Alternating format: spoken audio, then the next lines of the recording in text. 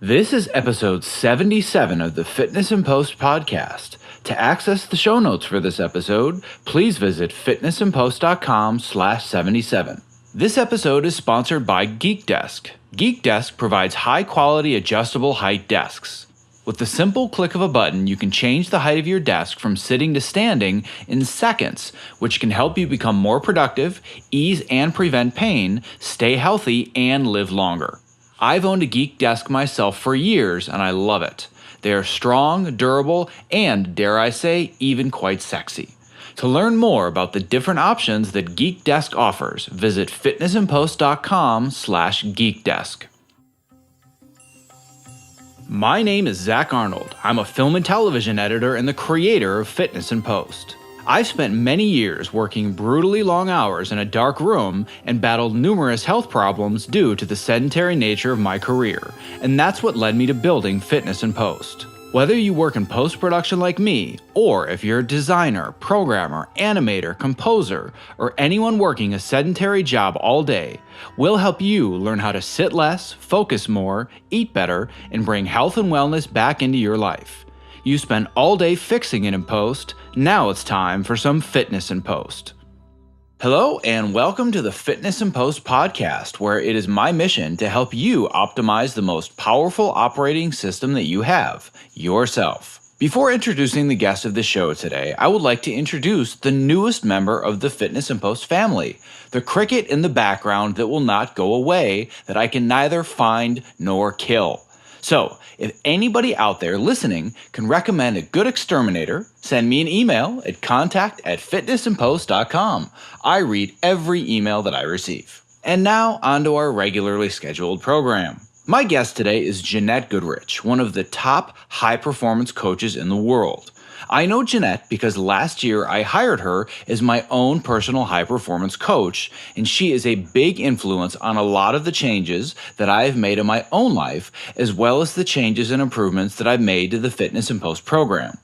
Jeanette is one of only 15 coaches that works directly for a man named Brendon Burchard, the world's #1 most watched personal development trainer and one of the top 100 most followed public figures online, in addition to being the #3 highest earning high performance coach on the planet, who has worked with multiple presidents, countless Fortune 50 CEOs, as well as having recently developed a course for Oprah Winfrey. You may have heard of her. Today's discussion will not really provide you with a whole lot of super simple tips and tactics to get you healthy.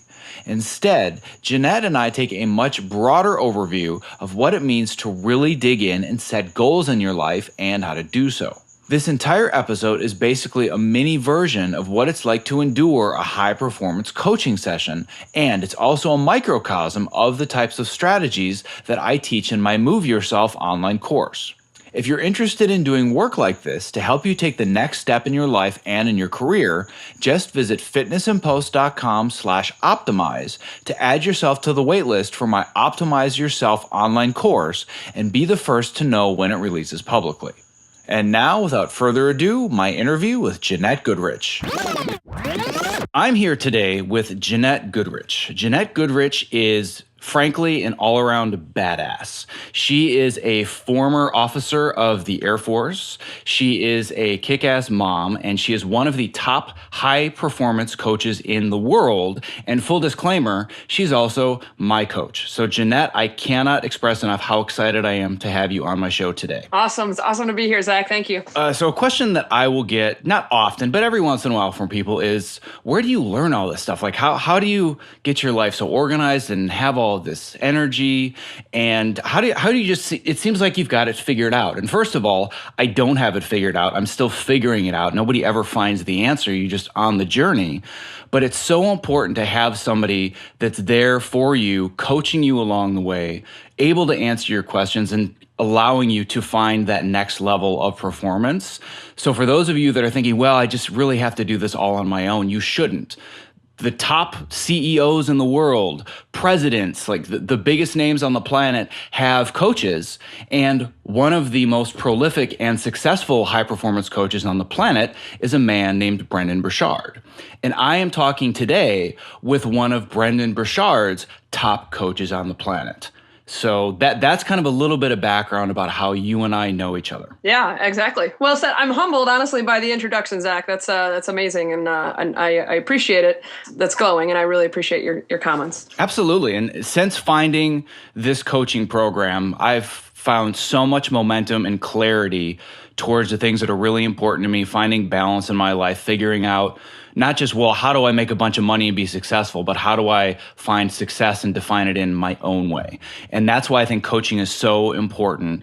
And the first thing that I want to say is a lot of life coaching is complete and utter crap. It's you talk to somebody and they say, so how's your week going? That's terrific. Do you have any goals? Okay, cool. What's on your to-do list? That's great. Yeah, all right.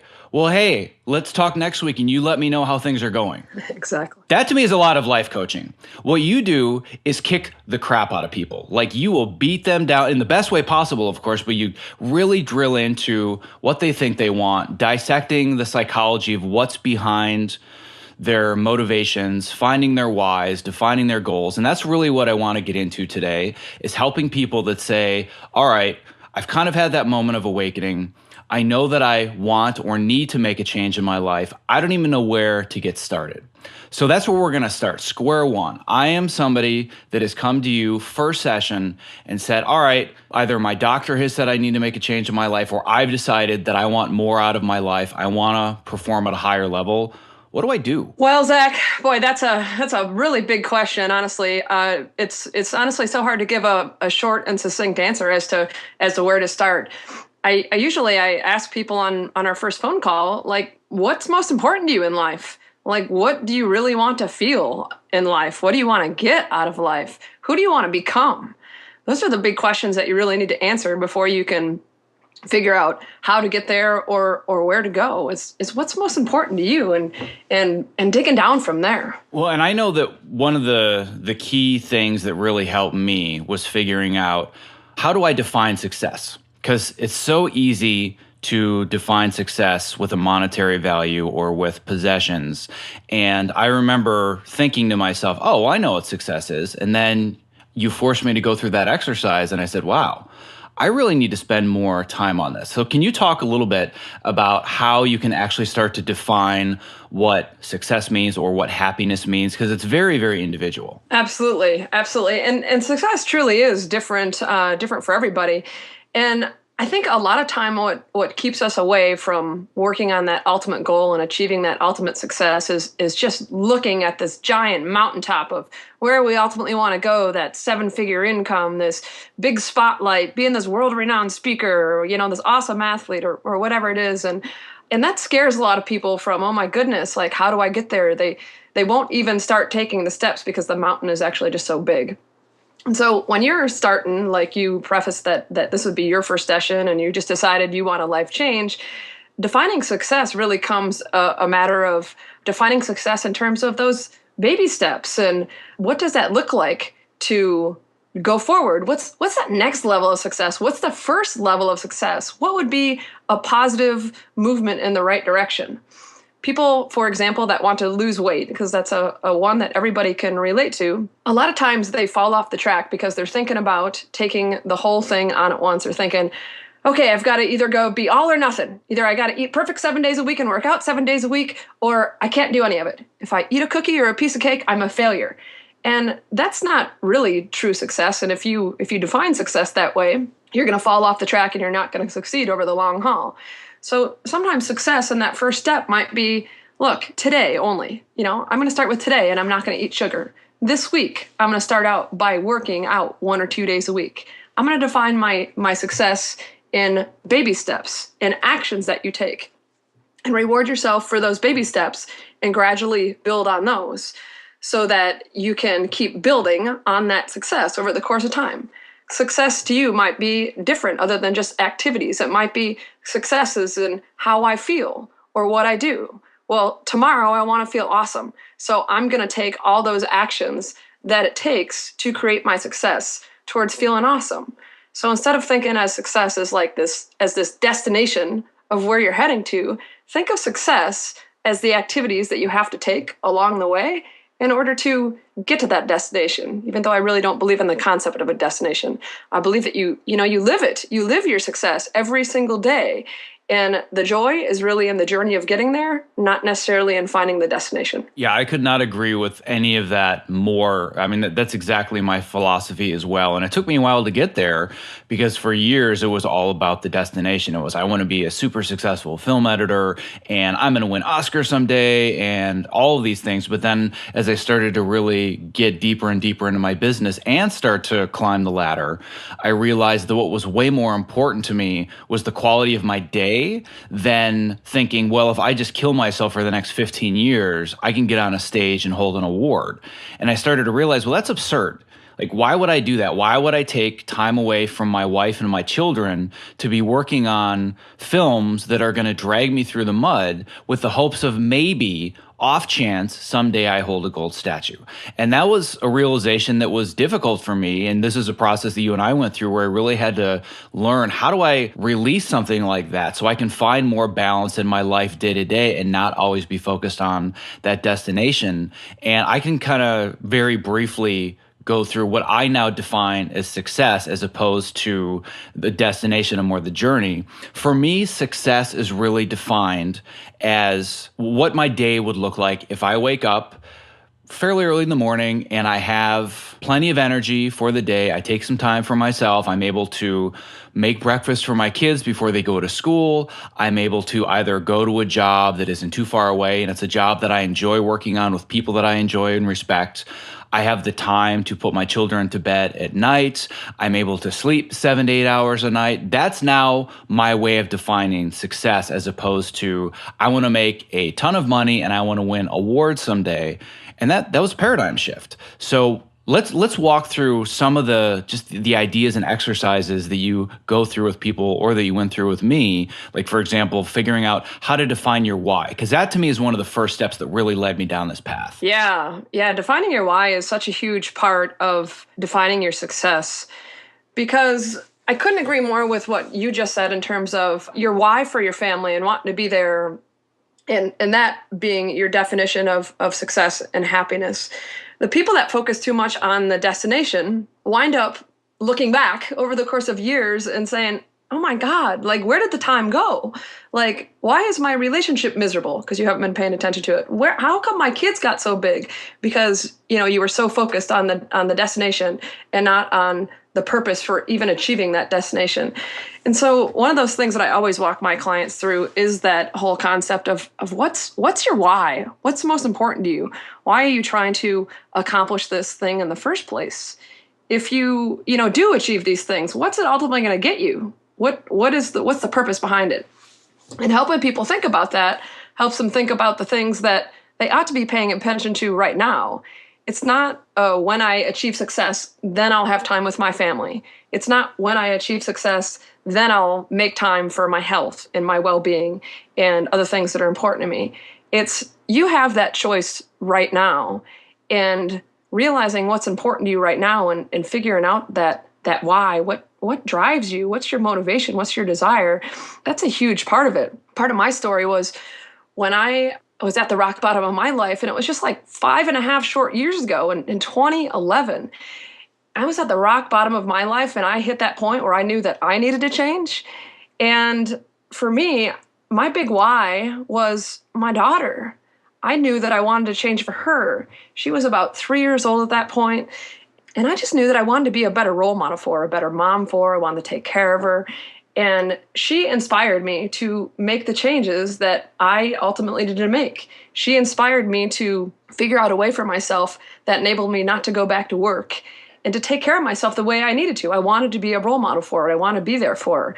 And so every step of the way, I just reminded myself why I'm doing this. If I ever got locked into busyness or trying to work all day, or if she wanted my attention, I remind myself, what are you doing this for? Why are you on this journey? Why are you staying home and not going to a 40-hour job like everybody else does? Why are you taking this way? And it was her. And so it was a good reminder to me that I'm being successful by spending time with her and being a mom to her, even when I'm not going to work. Even if I'm not at the pinnacle of my success, I'm still successful because I'm there for her. and she's my why. And I'm showing her what can be done in life. I'm being that role model that I want to be. I'm showing her that she doesn't have to live in these societal norms of go to work 40 hours a week and live in these certain confines and do life this way. I'm doing those things that I want to do, even though I'm not necessarily there at my destination. And to be honest with you, Zach, I still don't consider myself there, right? I don't know if I'm ever going to get to a point where I'll feel like, yeah, I'm totally there. I don't need to do anything else. I think that life would get boring if I ever felt that way. But, and it's been 5.5 years I'm into my journey. Life is great and fantastic, and I love it. But defining my success by day to day and what gives me this motivation to succeed, that's what makes me happy every day, not the destination. Because if it was the destination that was going to make me happy, I would still be miserable. Based on your kind of perspective on how you're not always going to be there, but you're in it every single day. I think that you and I belong to that same class of people where people will walk up to them and say, "Why do you have so much energy? Like, seriously, what are you so happy about?" And it's kind of like, well, because I choose to be, like, because it's more fun. Exactly. And I know that you're that same way where you'll tell me that people are just like, why do you have so much energy, or where do you find it? And you're like, I don't know, because I choose to be energetic. Right. So going back to what you were saying a little bit about this idea of success and being there for your daughter, like I said, that's where I was as well. And a really good example, and this is a very recent example, I think this might have been in the last week or so that I thought about this, but I've been working like a madman for almost the last year now, building this online course to help people learn how to move more at work, learn how to focus more, be more active. And it is a ton of work building an online course. I had no idea what I was getting into, and my assistant is probably laughing right now. She's thinking, well, yeah, you say that about everything you do. But I remember thinking, I was in bed with my kids. We spend like 15 or 20 minutes a night where everybody in the family, me and my wife and my 2 kids, will read stories together. And I remember thinking to myself, man, I've got so many emails to write and I have this website problem and blah, blah, blah, blah, blah. I really should, just get through this story really quick so I can get back to work. But then I stopped myself and I said, all right, what is my why? My why is to have this online business so I can use it to find more time with my kids. But I'm sitting in bed with my kids right now. Mm-hmm. So it's not about I need to do all of these things and be a workaholic so someday I have time with my kids. I'm in bed right now with my kids reading stories. This is the priority, not the business. And that's an example of the mindset shift that I've gone through over the last several years. A lot of it attributed to the coaching work we did, where it's not about do X, Y, and Z, and I'm going to teach you how to be a productivity ninja, which, by the way, is one of the benefits of all of this. But it was really, how do you reframe your psychology so you can have thoughts like that and realize, I don't need to run back to write all of these emails. I'm already reading stories to my kids. Exactly. So one of the exercises that really helped me get there, and I want you to walk the audience through this, is the idea of why stacks and benefit extension. Because this really, to me, was the key of like, oh my God, this makes so much sense. So can you walk through that exercise a little bit? Sure. I think the key with developing a really powerful why is trying to drill into your why like between 3 and 5 levels. Most people, when you ask them, well, why do you want to do it? It's just some superficial answer. It's like one of the most important things that people miss when they're developing their why is not going deep enough with it. When you ask people why they want to do something, they always start out with a superficial answer. So the most important part of developing a why is going what I call 3 to 5 levels deep, or developing that why stack. So why do you want to lose weight? Your first initial answer is just, well, I want to look better. I want to feel better. But that's not really it. That's just a superficial answer. Like, why do you want to look and feel better? And to keep digging into that, it's like, well, maybe I want to be attractive to my spouse again. Maybe I want to rekindle that spark in our relationship. Okay, what difference does that make? Well, why do you want to be attractive to your spouse again? What is that going to do for you? Is that going to make life more exciting? What benefit is that going to serve? Is it going to, have an emotional connection to you? When you start to finally get down, when you ask yourself, why is that important? Why is that important? Why is that important? And you keep asking yourself that at every level. When you finally get down to that level where you have this emotional connection, this thing that's like, yeah, that's what matters. That's when you've struck gold. Doing something like I want to lose weight because I want to feel better, that's not gold. Nobody's emotionally attached to that. It's the same thing. I have people, if anything involves like a number, it's never, ever deep enough. I have a client that I'm working with now that wants to have $10 million in the bank in 10 years. And that's great. $10 million in the bank in 10 years, that's a great goal, but why? And well, her initial why was, I just don't want to have to struggle for money anymore. I don't want to ever have to, potentially consider mortgaging my house again because I lose my job. And as we started to dig deeper and deeper and deeper, then we started to get to the emotional chords of, here's the freedom I want. Here's what my life would look like. Here's what I want to do for my kids. Here's what I want to do for the community. Here's what I want to do for my family and other people that I touch. And that not only goes into the why stacks of drilling down why is this important, but that goes into benefit extension. And what benefit extension is going outside of you. It's not just why does it matter to you? It's how does it impact those that you touch, those that you reach? How does it extend out into the world? How does your change impact your family? How does it influence your brother or your sister or your spouse or your mom and your dad? How does it influence the people that you work with, your coworkers, your bosses, your subordinates, your peers, whatever it is? How does it impact the community? Can you paint that picture, that vivid picture of life bigger than you? Because the more attached you can get to how your changes impact the world and how the change that you want to see in the world, the more likely you are to get connected to actually doing it. And I always tell people that you're a lot more likely to let you down than you are to let others around you down. So if you can get that connection to how you're serving others and how you're helping others, get accountability, get support, get as many reasons as you can to stack on top of your big why, your motivation, the more likely you are to really succeed and to really take action and to really do it. Yeah, I cannot overemphasize enough how important the benefit extension part of this is. It's better than any drug on the planet because you can have all of these goals, all these aspirations, but if you're only letting yourself down, you're most likely not going to achieve them. And research has really proven definitively that the number one component to being successful in achieving your goals is accountability to others. And it doesn't have to be sending an email to everybody in your address book saying, I'm going to do X, Y, and Z tomorrow. It can even be accountability to others in your own mind. An example that I use in the course, and this, all the things that we're talking about fit into this idea of setting goals. And I use the Go Far framework, which is from the documentary film that I directed and produced called Go Far, the Christopher Rush story. And for those that aren't aware of it, I'll put a link to the trailer in the show notes. But this is all would all be fit in within the goals section. And it's all about figuring out how to define that overall goal and look at the benefit extension. And one example I say is, all right, you have a donut that's sitting on the break counter at 3 p.m. on a Friday. That's the point where there's no willpower left in your life. You're just like, I'm done for the week. I'm exhausted. Here's that donut.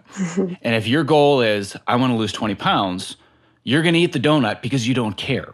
But if you've reframed your psychology to say, if I eat that donut, I know that I will have less energy, I will become more irritable, and when I show up to my house at night and my kids run in to give me a hug, I'm going to be crabby. Then all of a sudden, the switch goes on, and you're like, oh, you know what? Maybe I don't want the donut. That's the power of benefit extension in the way that I use it in my life. Mm-hmm. Yeah, it's powerful right there. A good example. Very good example. Yeah, and it really, really works better than any other form of accountability system, or just saying, like you said, for superficial reasons, I want to lose weight because I want to feel better and look good. Yeah, well, good luck with that. I mean, statistics show that I think it's like 92% of New Year's resolutions fail for that reason because they just don't go deep enough. So the next step that I want to go into, now that we've kind of gotten a basic idea of how we can define our why, how we can go deeper, now I want to talk about the main thing that's holding most people back, talking about the obstacles in their way, and that's something called fear. Fear is really the driving force behind just about everything that we choose not to do. So let's dive a little bit deeper into fear and the different types of fear and why they're holding us back. Absolutely, absolutely. And some people, I also want to add this caveat as well. Some people like to hide their fear and describe it instead as perfectionism. I love that word. I have a lot of clients that use that word and that excuse with me. Oh, I'm so stuck in perfectionism. I can't present it until it's perfect. I must know that it's going to be the best thing out there. And perfectionism is all based in fear. It's based in fear. fear of being judged, fear of putting yourself out there, fear of screwing up. It's based in fear. And so I want you, if there's anybody listening that is thinking, oh, I'm not afraid. I just, it has to be perfect. Well, you're also afraid. And fear comes from three big things that you'll know them right away. As soon as you hear them, you say, oh yeah, that makes sense. Oh yeah, that makes sense. But we don't necessarily know that these three things are what's in the back of our mind eating at us. The first thing that causes fear is the fear of loss. Is that it's loss pain or fear of loss. What are you going to lose? Are you going to lose time? Are you going to lose money? Friends? Your sanity? What kind of things are you going to lose? Maybe respect if you screw up. Some people are afraid of hitting that next level of success because what if my life changes and I don't like what I lose in the process? My house, my friends, my world, the things that I know. They're afraid of the things that they might lose. The second source of fear and pain is the process or the hardships that comes about when you do things. Is it going to be worth all the effort, all that time and attention that you're going to have to give it? Do I know that the things that I'm putting in are going to get me the result that I want? When I look back in 1 year and I've just sacrificed, 2 hours of my day every single day to achieve a goal, is it worth it? Am I willing to go through that process, pain, the hardships? If I'm going to achieve a big goal, I might have to sacrifice this in my life. I might have to sacrifice some of my free time, my vacations, or time off, or whatever it is. And are you willing to give that up? So that's fear that comes along with process or hardships that you're going to endure during the time that you're working on your goals. And the third type of pain that causes lots of fear and anxiety over moving forward is that fear of the outcome. That fear of, is the grass going to actually be greener? That outcome pain of, when I get there, am I actually going to like the results? When I make $1 million, is my life actually going to be better?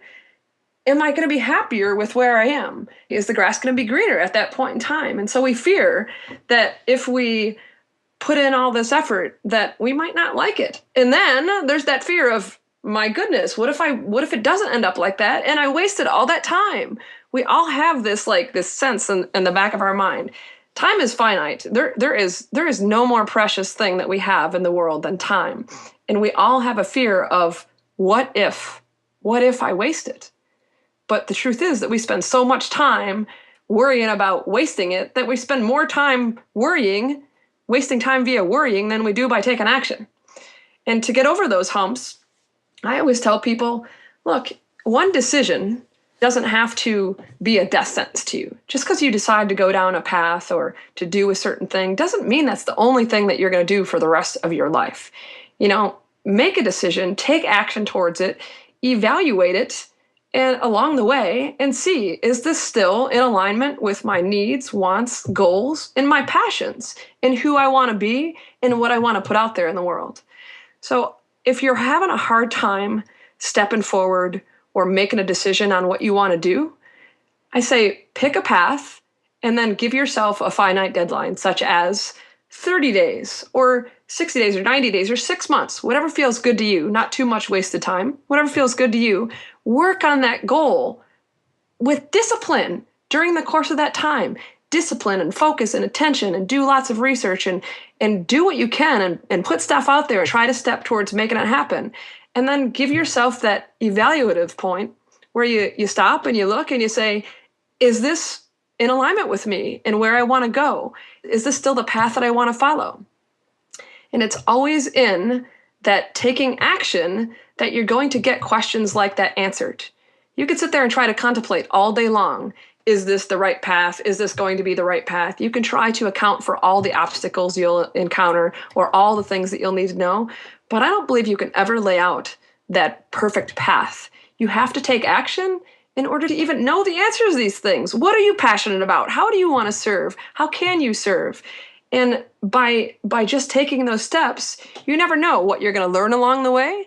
You never know who you're going to meet, what opportunities are going to open up, or whatever for you. And you just have to be willing to do that.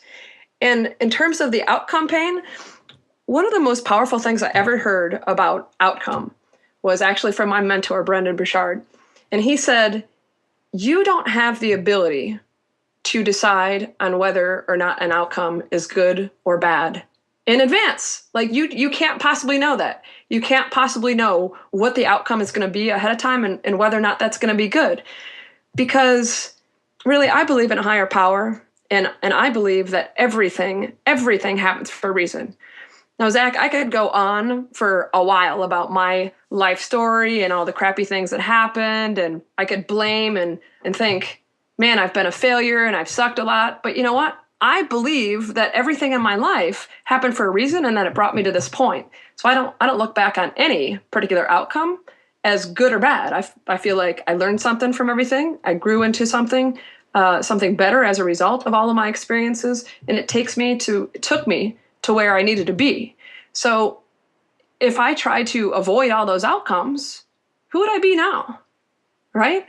And so just allow yourself that grace and process of take an action and realize that it's not permanent. You can always change courses, and you just never know until you just start to say, you know what? It's worth it to find out what happens. There's so much to unpack in everything you said. I frankly, I could go on for 5 hours just with that fantastic stuff that is so helpful, that has made an immense difference in my life. And there are 4 points that I really want to hit. The first one is that you used keywords in there that we're going to go into, which are focus, action, and you said evaluate. And the word that I would use for that is review, which are the other frameworks, the other parts of the Go Far framework, going back to something you said about time.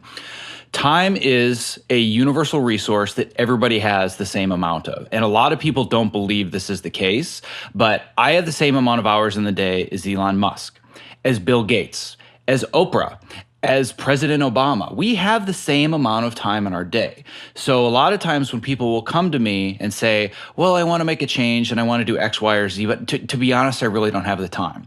And sometimes I'll be a little rude, and I'll be rude in the best way possible, but I'll say, well, here's the thing. It's not that you don't have time. It's that you don't properly have your priorities set. Exactly. And it's really important to understand how to prioritize your time. And that's where I want to go to next, not just about time, but just more in general about how to focus on key areas that are going to help you reach your goal. Because you've set a goal, you've gone through your wide stacks, you've developed some outside benefit, and now you've said, here are all these obstacles. What types of obstacles are they? Now we're thinking, here are the things that I really need to focus on improving. So what are some key areas that you would recommend that somebody focus on? Because you can't just say, I want to feel better. It's like, well, great. What does that actually mean? Like, you need a baseline in certain areas, and you need to know where you are and where you want to go. So what are some things people should focus on before they actually start taking action? Well, I always recommend that people really sit down and just brain dump. Allow yourself that brainstorming process of just write down everything that you think you don't know. And sometimes we start out at that beginning phase, and that's your unconscious incompetence, right? You don't even know what you don't know. And so sometimes that research phase and that brainstorming phase involves figuring out what the heck is it that you don't know. I always say, make Google your best friend. And really just find out, like, if you want to lose weight, top weight loss programs or secrets of weight, like, type things into Google and find out different things that maybe you want to know more about, whether it's nutrition or great diets or great exercise programs or role models in fitness or people that have lost 100 pounds, how did they do it? Sometimes you just don't know what you don't know. And so I always tell people one of the best places to start is just brainstorming. I remember going back to my very short time in corporate America. It was probably like 15 years ago. And we'd have those corporate meetings with the board of directors and VPs and CEOs. And whenever we had a new project, it was always like, okay, here's brainstorming time. Throw some ideas out there. And it wasn't a matter of throwing good ideas out there. It was just throwing things out there to see where it takes you. And that's a really, really powerful process, because sometimes you write something down and that spurs another thought and that spurs another thought. And eventually you'll have this like piece of paper filled with potential ideas and avenues and places to go. And then from there, it's sometimes you just got to start with, okay, like what's my number one thing that I need to either accomplish or know or become? And back when I was starting on my journey 5.5 years ago, I remember asking myself, if I'm going to be successful, on this journey, one of the first questions that I asked myself, what kind of person do I need to become in order to achieve this success? And that was thing number one for me, is I knew it had to start with me. It wasn't even about all the stuff that I knew, but I knew I had to be persistent and patient and consistent and disciplined and knowledgeable and resilient. And, what was it going to take for me to be all these things? What was going to take for me to push through? So start out by brainstorming skills that you need, things that you need to learn, things that you need to know, the kind of person that you really need to be and become. One of the exercises I walk through with people is in developing behavioral-driven clarity. Behavioral-driven clarity. And I think that's just one huge, huge thing. And back before I even knew what behavioral-driven clarity was, I actually did that for myself, exactly, in asking that question. What kind of person do I need to become in order to get there?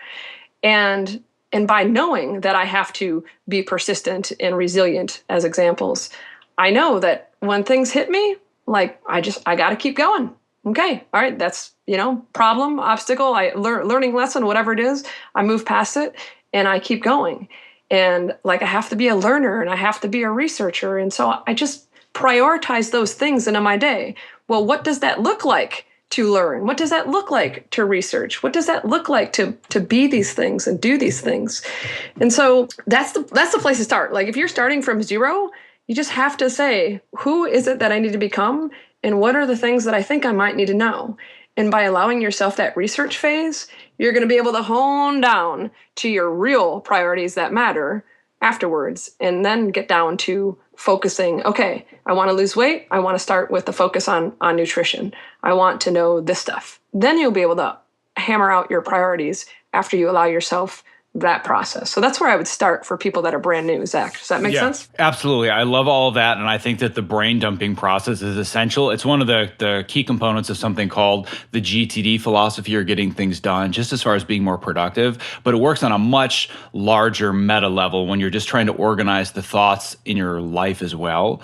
So once we've gone through and we've really just done the brain dump and done a bunch of random research, now I want people to start establishing a baseline for where they are now in very key, simple areas. So if I were going to do a 1 to 10 assessment of where am I right now in X, Y, or Z, an example would be, what is my energy like right now? Or what is my focus like right now? What are some key areas that people really need to look at if they say, all right, I want to go forward towards this goal, but on a day-to-day basis, here are things that I should improve? In terms of your physical ratings, like how much energy do I have and how much focus do I have, those are things that you can evaluate, but you can also evaluate different parts of your life, like those key areas of your life, like where am I in terms of my mission and career, the thing that I want to do in the world? Where am I in terms of my health? Where am I in terms of my friends and family relationships? My spirituality, my connection with things outside of myself, the universe? How about your hobbies? And looking at those different components of your life where you can start and give yourself a baseline there. Sometimes that also helps. I mentioned those because that also helps to come up with your priorities. If you rate yourself really low on health and energy, and you want to achieve this goal of making $10 million, well, I know a lot of times we tend to think, okay, how do I make that $10 million? What are the activities I need to do to make that? But sometimes you've got to start with that health and energy piece so that you have that to help you push towards those goals. So things that you want to pay attention to for yourself are, how are you feeling on a day-to-day basis? Are you waking up ready to kick butt in the world today? Are you feeling it? Do you have a clear mind? Do you have energy going through your body? Do you have a clear agenda of what you want to accomplish and where you want to go and the things that are going to take you there? I always have people paint a picture of that target, that clarity, that thing to move towards before they start taking action. You can exhaust yourself working 16 hours a day and push. And that's what people always feel like they need to do in order to achieve success. But it's not about working 16 hours a day. It's about focusing on the right things and having that clarity of mind and that discipline in your day and the focus to be able to block out the distractions around you And in today's day and age, like we all have distractions everywhere, the Facebook notifications, the texts, the cell phones, the emails, all that stuff. And we have to like learn to manage that. And, so to look around at those things, what is sucking your time? What is sucking your attention? What do you wish wasn't there? What do you not want to do? And like start by, evaluating those things and get them off your plate so that you can focus on what's really important and key in on your real priorities. Yeah, I could not agree with all of that more. I think it's so important to really drill down into these specific areas because, for example, going to your client that you talked about, they say, well, I want to have $10 million in the bank in 10 years. And let's say that they've established their whys, they've clearly identified their obstacles. All right, well, that's great. I want to do that in 10 years. Well, what do I do today? Well, I'm low in energy. Well, great. Today, your action to make $10 million in 10 years is to eat better. Now you have something you can act on today as opposed to this giant, like you said, climbing this mountain. That's all right. Well, what's my first step? And to me, this is so powerful because you're no longer saying, I want to get healthier. I want to lose weight. All right, well, you go through all these processes we've talked about, and then you say, well, I want to focus on these areas. And one of the most profound things that I learned from both you and Brendon, and I think this is a great thing for anybody listening that's still saying, well, I don't really even know where to start with a goal. I don't know what I want. If you just sit down and assess yourself in some of these key areas like your energy, your productivity, your relationships, the things that you mentioned, and you go from 1 to 10 and you're like a 5 in one of them, don't think I want to make $10 million in 10 years. Just say, what can I do to raise this one number? That's my goal for now. And that's kind of where I started several years ago, where I was working a job and absolutely exhausted. I just had my second daughter, was falling asleep on the way to work. And granted, I was caught in traffic and I was stopped, so I would never drive more than 10 miles an hour asleep. But I just was at the end of my rope and didn't even know how to function. And I said, I just need to figure out how do I get a little bit more energy and feel a little bit better. And that was my first thing. It wasn't, I have all these grandiose goals. It was, I just need to level up one number so I feel a little bit better. And then that led me to a few podcasts, which led me to learning this thing and that thing. And then the snowball just started to roll down the hill.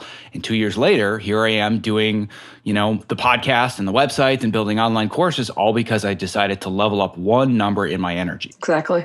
And I think another key point to mention on priorities is to not focus on too many things at once. I think that's the big thing. That's where all the overwhelm comes from. You think about becoming a success or making $10 million or whatever you want to do. And there's a million things that you could potentially do to accomplish it. There's, okay, I'm going to do Facebook advertising. I'm going to be on Instagram. I'm going to be a YouTube sensation. I'm going to, be awesome on Pinterest. I'm going to write a world-class blog. I'm going to, there's a million different things that you can do. And a lot of times what people do is just spread themselves too thin. And rather than focus on too many things and doing all those things mediocre, like focus on one thing and do it awesome. Do it awesome. And that's a big thing to mention in terms of priorities as well. Yes. And you were speaking to the quintessential master of trying to do too many things at once. This is where I started a little over 2 years ago when I decided I wanted to create this program and I wanted to do everything. I'm going to learn WordPress and I'm going to build a website and Facebook advertising. This looks good. All right. I need to get on Twitter. Twitter's going to, wait. I have to set up a Pinterest account because I want people to have all these great resources. Oh, you know what? I'm going to do challenge groups because I want to work specifically with people and coach them and get them doing other. But I need to focus on nutrition. I think I'm going to get a degree from the Institute of Integrative Nutrition. But hold on a second. There are productivity tips from Asian Efficiency. My head just about exploded. And I did all of these things and I sucked at all of them. And then I had my massive burnout a little bit less than a year ago. And I've written a blog post about this that went viral in my industry and I can link to it again. And I just stopped everything. I shut the world out for like a month. I was between seasons of Empire, so I didn't have work. And I said, I need to start from square one. I need to stop this because this does not work. I wasn't giving anything to my family. I wasn't giving anything to my job, to my business. I was a pile of dirty laundry that was talking out of my mouth. That's what I was. And I said, all right, I'm just going to start with one thing. I just want one thing to focus on. Once I figure that out, then I'm going to find the next thing. And the change that has made in my life over the last year has been nothing short of astonishing. Now I just say, all right, what am I doing now? What is this week about? Not here are the 50 things on my to-do list. And a lot of times there are 50 things on my to-do list, but they're all going towards one thing. So it's not, well, on my to-do list is I need to update Facebook and I need to update Twitter and I need to do this and that and the other thing. It's all, these are small tasks or small micro goals that are leading toward the macro goal for the week, which is X. Exactly. And I think an important thing to mention there as well, it's like, well, when there's so much to do, the question always comes up, where do I start? And the answer is that there is no right place to start. So stop trying to figure it out. There is no one right answer for everybody. I wish that, I could just tell my clients, oh, well, the place to start is your website and writing a blog, or the place to start is YouTube, or because Facebook's so big, yeah, just go start there. And the answer is that there's no right place to start. It's just a matter of starting, and you'll figure out as you move along. Again, it goes back to that taking action and allowing yourself that learning process. And in terms of whatever it is that you're trying to achieve, just pick one thing and go at it for a while and see, like, are you making a dent there? Are you moving towards your goals? Is posting videos on YouTube every day or every week, is it getting you the leads that you want? Evaluate it and then decide as you move along, is this where I want to stay? Is this where I want to keep putting my attention? Is this generating the return that I want? And, stop trying to always have that perfect answer of this must be, the one right answer of where to start. My mentor always told me, he's like, there is no right answer. Just start with what you love to do, because what you love to do is what you are going to stick with for a while. If you don't stick with it, you won't see success no matter what. So it could be the perfect place to start. If I did give you the one perfect place to start and you don't love it, it doesn't matter because you're not going to do it anyway. That's totally how I feel about like Instagram. Like you couldn't pay me to do Instagram. I don't know why, but I just... Me too. I just won't do it. I don't care if you told me there was like $5 million sitting out there if I post every day for a year. I'm like, I'm not doing it. I agree with everything you said. However, I do have one caveat. And whenever people say to me, just tell me what to do first, the one thing that I will advise people is and this is where I started a year ago when I said, all right, I've learned so many things in the last 10 years about how to get healthier, how to eat better, how to be more productive. I need to just pick the one thing and I need to focus on that first. And for me, it was sleep. It wasn't social media. It wasn't building a website. It wasn't getting leads. It wasn't building more contacts. It was, I need to learn how to sleep and do it consistently every single night. And that is the number one game changer in my entire life. Above and beyond anything else that I've done, learning how to sleep and get 7 hours a night, no matter what the circumstances, has changed my life. So yes, there's no one place to start, but if you really want one that's going to be the giant force multiplier that will propel everything else forwards, start with sleep. Because I almost guarantee if you're listening to this, your sleep isn't great because the vast majority of people in this country have horrible sleep habits and we're all chronically deprived of sleep. Yeah. Oh my goodness. Amen. Amen. Most people are terrible with their sleep habits, their sleep routines. We all think that we have to push so hard, and the first thing that we take away is our sleep. And I always tell people that is the most counterproductive thing you can possibly do is to not sleep. Even if you feel like you can run on 4 or 5 hours a day, and some people like to brag about that, don't do it. You are doing your body and your brain such a disservice over the long term. I'd be willing to bet, and I tell my clients this a lot, I said for every extra hour you take out of your sleep, for every hour you sleep less than 7, some people do need 8. I know 7 is your sweet spot, Zach. Some of my clients, they notice a difference between 7 and 8. So find that sweet spot for you. And whenever you diminish those hours, for every hour less that you sleep under what you should, you probably take away, to be honest with you, about twice that much in productivity. One of my clients that was sleeping 6 hours instead of her 7 that she should, she was losing a good 2 to 3 hours productivity the next day because she's a mess. A hot mess. She can't focus, can't think, low energy, and it's like, well, why did you push yourself? Oh, because I needed to get something done. I'm like, was it worth it? No, it wasn't. And sometimes we don't even think about the impact that not taking care of ourselves has on accomplishing our goals and on our productivity. And sleep is so important, so important. It's one, from being my client, it's one of those big things. And I'm like, look, you better not sacrifice your sleep for anything, like not less than 7 hours if you're coaching with me. Absolutely not. And when you said, well, you can drop down to as much as 6 hours, I bet that over half the people listening to this right now are saying, oh my God, I would kill for 6 hours of sleep. Kill for it. And I think that to go even one level further, one of the most profound things that I learned from Brendon, and I've also learned from numerous other studies and learning about sleep, is that not only is it just, I don't feel as good and I'm lower energy. If you go from 7 hours to 6 or 6 down to 5, if they do cognitive testing and you actually get your cognitive function tested, you have the equivalent of a blood alcohol level of 0.1. So you're functioning essentially drunk. Yes. Yeah. Mm-hmm. That's terrifying. That's when I realized, all right, this stuff is for real. This isn't just, I need to power through. And especially in my industry, everybody wears this badge of honor. Yeah, man, I did a 20-hour day yesterday and I'm here again. It's like, stop doing that. For the love of God, please stop doing that. It's not helping anybody. And it's literally shortening your lifespan. Yeah, and that's not success. That goes back to the very beginning of the conversation. It's what is success? Is success wearing yourself out, working 20 hours a day, pushing yourself to your extremes? Like, is that what it looks like? Because that's not how I paint the picture of success. And I don't want any of my clients to have their life looking like that. People come to me and they want the productivity tools and the productivity tips and how do I get more done and all these things. And I always, one of the things I usually say at the productivity conversation is productivity is not about pushing yourself 16, 18, 20 hours a day.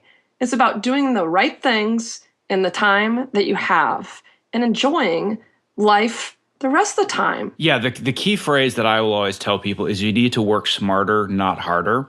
And there's another concept that I learned recently. I discovered the book Essentialism from Greg McKeown, and I'm desperately trying to get him on the podcast. I would love to have him on. But he talks about the idea of doing less but better. So actually prioritizing your life, like we've already talked about, removing all of the extraneous noise and choosing to do less things, but doing them better, which goes along with this idea of working smarter and not harder. And I used to work 20 hours a day. There's no question that I went down that road for years. But now that I've learned how to work smarter and not harder and prioritize sleep first, I get so much more done. I can't believe how much more I get done. And I wake up in the morning and I feel great. And I'm working less and I'm sleeping more, getting more done than I used to. So the formula actually works. It's not just some unicorn that, maybe it works for other people, but it doesn't work for me. It can work for anybody. Mm-hmm. Exactly. So now that we've gone through and talked about all these different areas that we could focus on and then where we can start taking our action, the final step that I want to talk about within the GoFar framework is the review process, or like you said, the evaluation process. Because for me, the key to making all of this stick is everything we've talked about is great, but you can do all of these once, go through the process, and then you just let it go and you go back to all your old habits and your old ways. So how can people actually create this review process and make sure they're sticking with their goals and building momentum and consistently moving forwards? Great question. And there's lots of things you can do. Personally, I have several levels of review process, and I recommend the same thing to my client. You can decide what's ultimately right for you, but I recommend starting out with, at a bare minimum, a weekly review. At a bare minimum.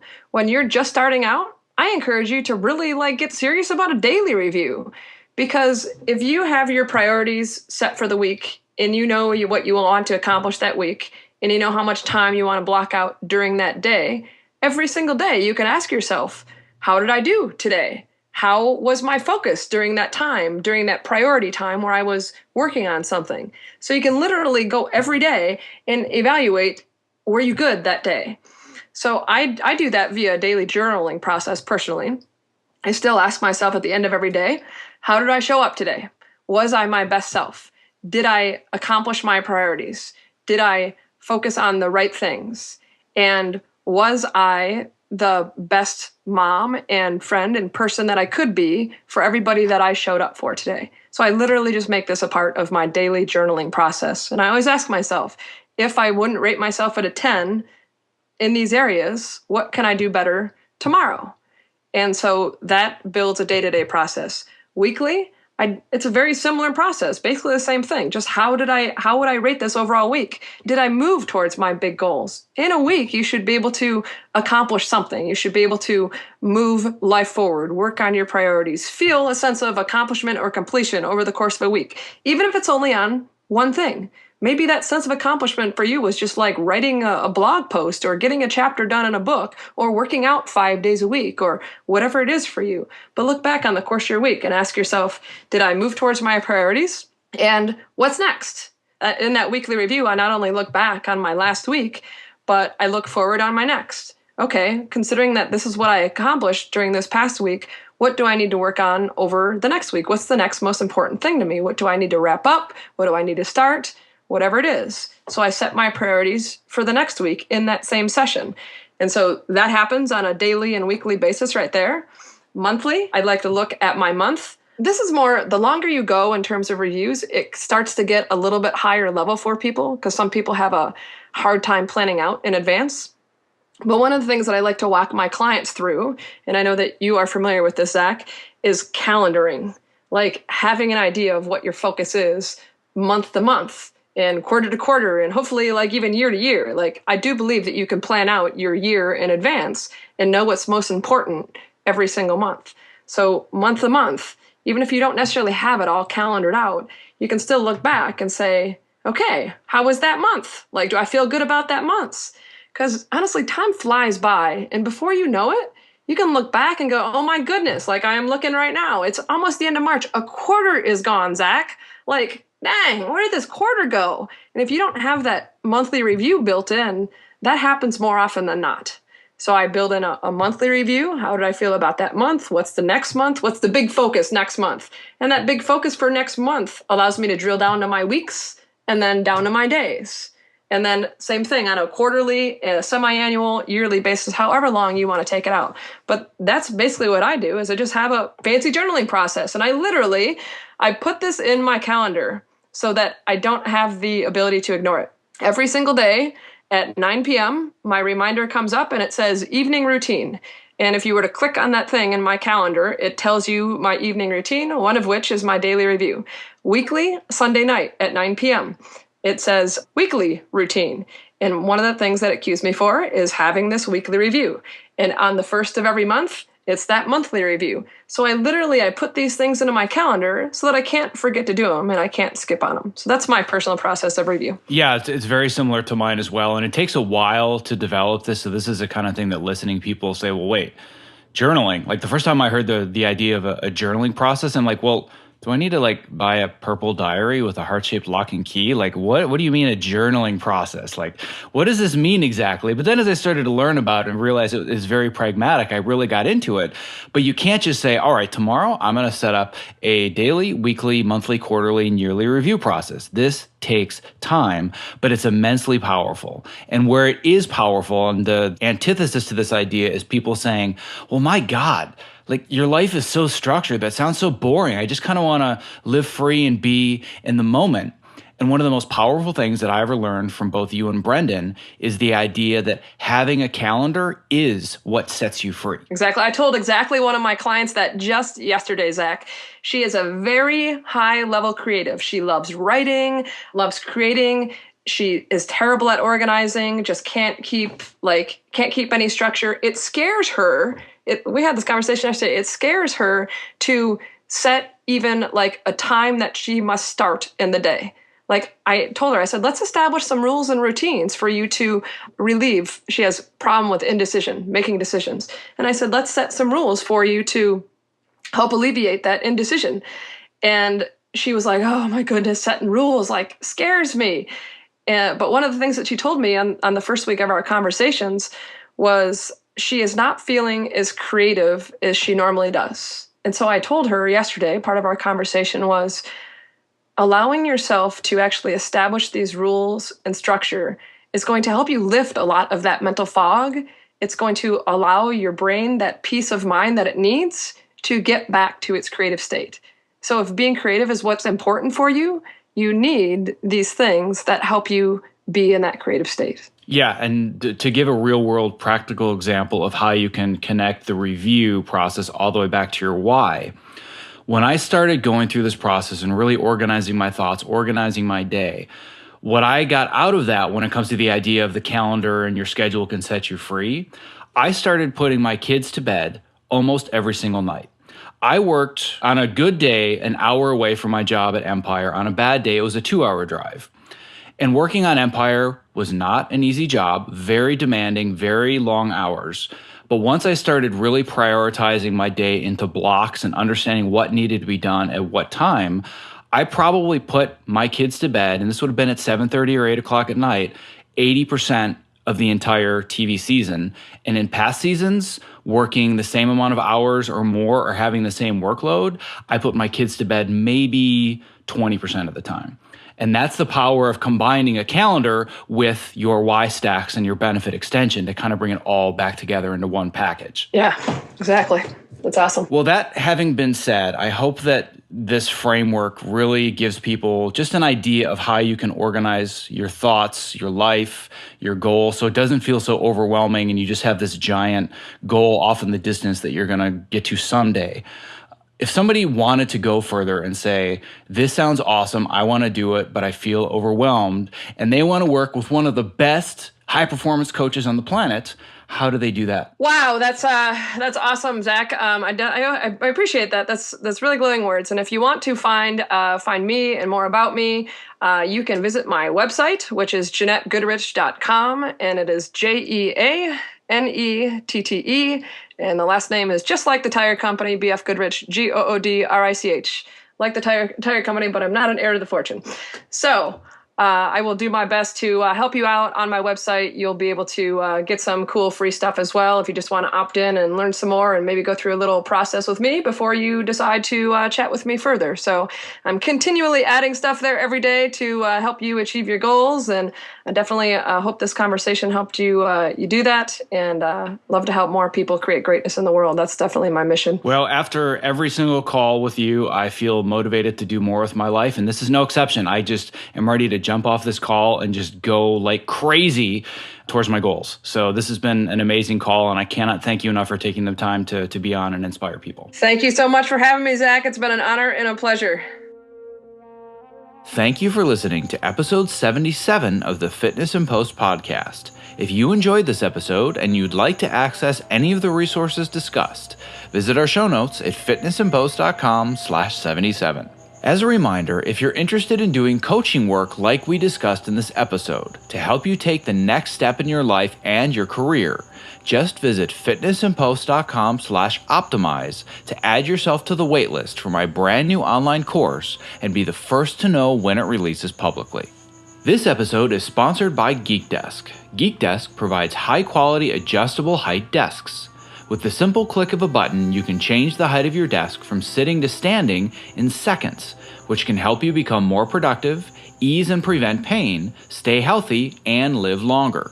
I've owned a Geek Desk myself for years, and I love it. They're strong, durable, and dare I say, even quite sexy. Geek Desk serves office workers, corporate professionals, creative professionals, and businesses of all sizes. To learn more about the different options that they offer, visit fitnessinpost.com/geekdesk. Elevate your work, improve your health, increase your productivity. Geek Desk. Thank you for listening. Be well.